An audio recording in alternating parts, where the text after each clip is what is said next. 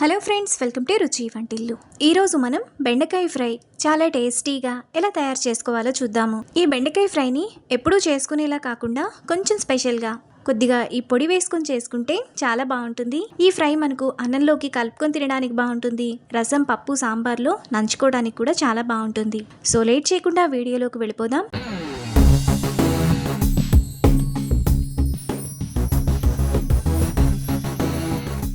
ముందుగా బెండకాయ ఫ్రై చేసుకోవడానికి మిక్సీ జార్ తీసుకొని అందులో కారానికి తగినట్టుగా 7-8 ఎండుమిరపకాయలు, 5 వెల్లుల్లి రెబ్బలు, ఒక చిన్న ఎండు కొబ్బరి ముక్క వేసుకోవాలి.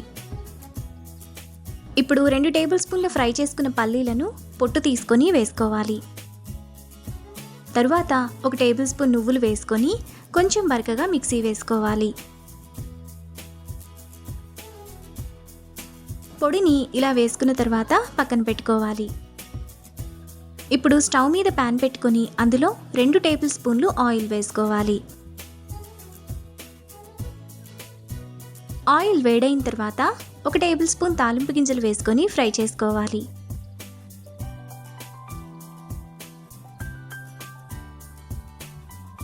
ఆవాలు చిటపటలాడిన తర్వాత అందులో 1 కిలో బెండకాయలను ఇలా చిన్న చిన్న ముక్కలుగా కట్ చేసుకొని వేసుకోవాలి. బెండకాయలను 3-4 సార్లు బాగా కడిగి తుడిచి ఇలా చిన్న చిన్న ముక్కలుగా కట్ చేసుకొని వేసుకోవాలి.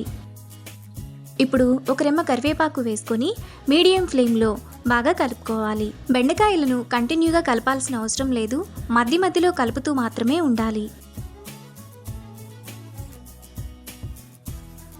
బెండకాయల్లో ఈ విధంగా జిగురు వస్తున్నప్పుడు కంటిన్యూగా కలపకూడదు, మధ్య మధ్యలో కలుపుతూ ఉండాలి.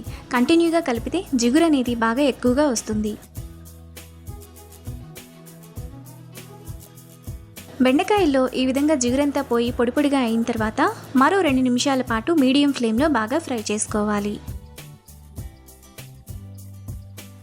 బెండకాయలు ఈ విధంగా బాగా వేగిపోయిన తర్వాత అందులో టేస్ట్కి తగినంత ఉప్పు, 1/2 టీ స్పూన్ పసుపు, ముందుగా మనం మిక్సీ వేసుకున్న పొడి వేసుకొని మరో 2 నిమిషాల పాటు మీడియం ఫ్లేమ్లో బాగా ఫ్రై చేసుకోవాలి. మనం నువ్వులు, ఎండుమిరపకాయలు పచ్చివి వేసుకున్నాం కాబట్టి పొడి కొద్దిగా వేగితే టేస్ట్ బాగుంటుంది.